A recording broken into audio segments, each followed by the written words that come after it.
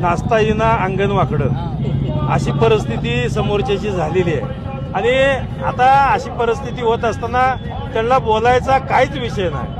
आता मी पाठीमागेही म्हणत होतो की मागची पोटनिवडणुकी झाली, ती लोकसभेला पदार्पण झालं, लोकसभा झाली, कुठल्या पक्षाकडून पैसे घेतले, त्याच्यानंतर आले विधानसभेला वेगवेगळ्या पक्षाकडून वेगवेगळ्या ऑफर घेतल्या, परत वेगळं तिकीट आता घेत असताना आता या नगरपालिकेच्या म्हणजे आमदारकी तुम्हालाच पाहिजे, नगरसेवकी तुम्हालाच पाहिजे, हे काय लावलंय काय?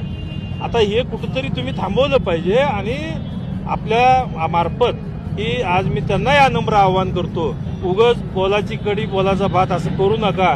तुम्ही विनाकारण आमच्या उमेदवाराला सुद्धा शिवतीर्थावर या, आम्ही ब्ल्यू प्रिंट करतो, हे सगळं खरं आहे।